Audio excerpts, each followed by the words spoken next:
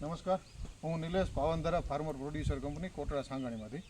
આજે કોટડામાં એક ખેડૂતની આપણે વાડીએ વિઝિટ કરવા આવ્યા છીએ કે ગઈકાલે વરસાદ હતો તો આ વખતે ટ્રીટમેન્ટની એની કંઈક શરૂઆત કરી છે.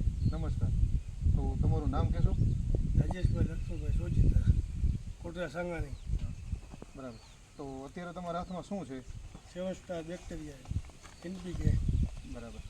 હવે ગઈકાલે વરસાદ હતો એટલે હજી થોડુંક બધું ભીનું છે, તો તમારો અત્યારે હાલમાં મગફળી પાક છે તો કઈ તારીખે વાવી છે અને અત્યારે કેવડી અવસ્થાએ થઈ? 13/5 વાવેતર કરેલું છે. બરાબર.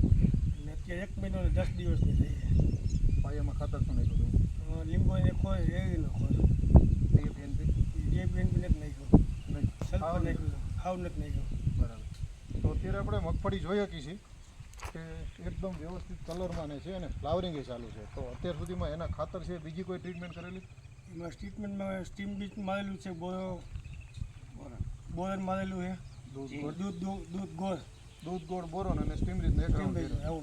હવે એનાથી અત્યારે તમને કંઈ કલરમાં ફેર દેખાય છે? કારણ કે અત્યારે આપણે જોઈ છે ને તો બીજી મગફળી અત્યારે બહુ પીળાશ ઉપર છે, તમારે આખો કલરમાં કંઈક જુદી છે, તો એનાથી તમને ફાયદો છે જ. તો દૂધ ગોળ બોરોન કેટલી વખત વાપરવાના, એના શું ફાયદા? 8 દિવસ રાઉન્ડ મારી જ દઉં છું. બરાબર. હા, પહેલા વર્ષથી છે કે અગાઉ કર્યું? અગાઉ ગયા વર્ષે કરેલું હતું. એમાં દૂધ ગોળથી ફાયદો થાય? હા. તો જંતુનાશક દવાનો એનો ખર્ચમાં કંઈ ફેર પડે છે? હા, ફેર પડે ને. ઉત્પાદનમાં સારું ઉત્પાદન આવે. ઉત્પાદન સારું હોય. બરાબર. તો અત્યારે તમારે NPK અને 7 સ્ટાર બે ભેગું કરીને જાણે ઉડાડી છે, તો એના ભેગું કંઈ બીજું નાખવાનું કે ખાલી બે? ના, ખોળ નાખી છે. ખોળ.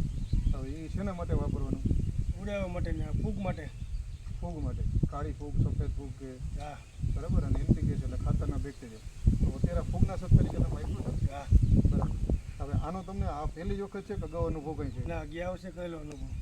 ચોમાસામાં કરેલો. ચોમાસા પછી આપણે 9મા મહિનામાં મગ વાવ્યા હતા, ચણા વાવ્યા હતા, શિયાળુ ચણા, મગ વાવ્યા હતા. એના માટે સારું કામ છે. ફ્લાવરિંગ સારું હતું એમાં. એટલે ફૂગનાશકમાં 100% કામ કરે છે? હા, 100%. તો આપણે જે માર્કેટમાંથી ઝેરી જે ફૂગનાશક લઈ છીએ એના બદલે આજે આ વાપરીએ તો ખર્ચામાં અને ફાયદામાં શું ફરક છે? જાજો ફરક પડે. ખર્ચ ઓછો થાય છે? હા. અને 100% ફૂગ લાંબો ટાઈમ કવર રહે છે? એ છે જમીનને ફાયદો કરે. ટૂંકમાં ઝેર નથી નાખતા એટલે બેક્ટેરિયા છે એટલે જમીનને ફાયદો કરે છે અને ફૂગનાશકનું કામ કરે. તો ઝેરી દવાની જરૂર નથી પડતી. તો તમારી આ ટ્રીટમેન્ટમાં એવરેજ જે બીજા ખેડૂત આપણે જે કેમિકલ બધું ખેતી કરતા હોય તો એને તમારે ખર્ચામાં શું ફેર પડે છે અને ઉત્પાદનમાં શું ફેર પડે છે? 50%નો આરામથી ફેર પડી જાય. ખર્ચ અડધો થાય છે. હા. અને ઉત્પાદનમાં આપણને 15-20%નો ફેર પડી જાય, પ્લસ થઈ જાય. 15-20% ઉત્પાદનની ફેર થાય છે અને ખર્ચો અડધો થઈ જાય. હા. તો તમે જે આ ટ્રીટમેન્ટ કરો છો આવી બધા ખેડૂતોએ કરવી જોઈએ, બધાની ભલામણ કરવી જોઈએ? કરવી જ જોઈએ. બધા એવું કંઈક કરવું જોઈએ? હા, 100%. બરાબર. તો આ બધી શરૂઆત તમને જે મળી એ તમે ખેતી તો વર્ષોથી કરતા છો, તો આ ખેતીની શરૂઆત ક્યાંથી કરી ને કેટલા ટાઈમથી કરી, કેના થ્રુ કરી? અમે કરી સાપર પહેલાં નિલેશભાઈ પાવનધરામાંથી કરી. બરાબર. એને અમને સલાહ સૂચન બધું દીધું કે આપણે બધું કરો, એને હિસાબે બધું આપણે હાલી છે. એ કે નાખવાનું, એ ટાઈમે કામ કરવાનું બધું. એટલે એનાથી ઝેરી દવા અને ફૂગનાશક ને ઘટ્યું? હા, ઘટ્યું. ખર્ચ અડધો થઈ ગયો? હા, અડધો થઈ ગયો. અને સામે ઉત્પાદનમાં ફેર પડી ગયો. સારું રહે. તો તમારા સિવાય બીજા ખેડૂત છે તો તમારું નામ કહેશો, તમને શું અનુભવ છે? વિઠ્ઠલભાઈ બાવાભાઈ સોરઠિયા, કોટડા સાંગાણી ગામ. હું કોઈ વર્ષ માંડવી આવતો નહીં અને ગયા વર્ષે વાવી અને નિલેશભાઈએ જે કીધી ટ્રીટમેન્ટ કીધી બધી મેં કરી. ખોળ, કપાસિયા, બોરણ, એરેસ, 7 સ્ટાર બધી નાખ્યું તો મારે ઉત્પાદન બહુ સારું આવ્યું. એક ખાંડી ઉપર પાક આવ્યો માંડવીનો. નકર મારે ખાંડી ઉપર તો પણ 10-12 મણ જ નીકળતી. 10-12 મણને બદલે ખાંડી ઉપર? હા, ઉત્પાદન ડબલ થયું. બરાબર.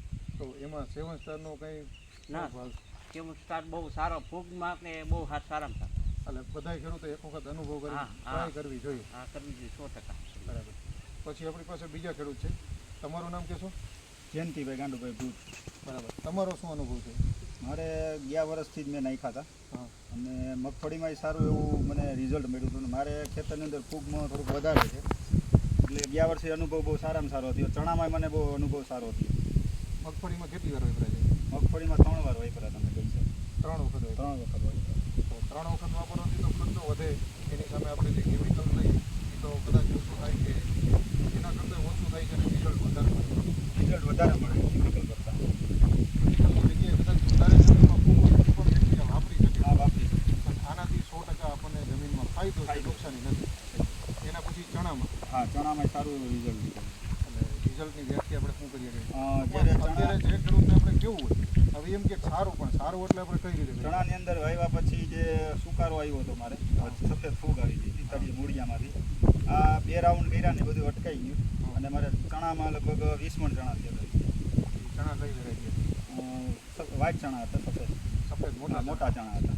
તો સફેદ મોટા ચણા એટલે એક તો સુકારાનો ભાગ હા અને એ 20 મણ ઉપર કરવું એટલે થોડુંક અઘરું છે. તો આ જ પ્રોડક્ટ એગ્રોની બીજી કોઈ દવા કે ઝેરી ફૂગનાશક કે કાંઈ પણ વાપર્યા વગર ખાલી 7 સ્ટારથી આપણને રિઝલ્ટ સારું મળ્યું 7. રિઝલ્ટથી સારું મળે. તો આ જે વિડીયો જે ખેડૂતો જોતા હોય એને તમારી શું ભલામણ છે? આ વસ્તુ ખરેખર વાપરવી જોઈએ, ફાયદાકારક છે અને ઉત્પાદન ય સારું મળે છે. અને જે આપણે કેમિકલ વાપરીએ છીએ તો જમીન બગડે છે, આનાથી જમીન સુધરે છે. બે બાજુ જમીન સુધરશે તો જ હા. આપણને ફાયદો મળશે ઉત્પાદનમાં થશે. ઉત્પાદનમાં થશે. તમારું રાજુભાઈ શું કહેવાનું છે? બસ મારું જ કહેવાનું બધા લોકો વાપર્યા જમીન સારી રહે ઉત્પાદન સારું મળે ને મહેનત ઓછી. અને વાપરવું જ જોઈએ આ વસ્તુ. હું તો કહું. ખર્ચો ઓછો લાગે. ઝેરી દવાનો વિકલ્પ બહુ બેસ્ટ તરીકે આ આપણને ફાયદાકારક છે. ફાયદાકારક છે. કાંઈ વાંધો નહીં. તમે બધા ખેડૂતોએ જે તમે અનુભવ શેર કર્યો છે એ બદલ તમારો ખૂબ ખૂબ આભાર. અને આપણે જે ખેડૂતો અત્યારે જોવે છે એ લાઈવ અત્યારે કોટડામાં કોઈને મગફળી કે કંઈ જોવી તો રૂબરૂ આવી શકે છે અથવા તો તમે 1 એકરમાં અનુભવ કરીને જોઈ લો કે શું તમને ફાયદો થાય છે. સારું લાગે તો પછી આગળ વધો. ઝેરનો વિકલ્પ તૈયાર કરીએ. ઝેરીને બદલે ઓર્ગેનિક ઉપર આપણે ધીમે ધીમે વળીએ. ધન્યવાદ.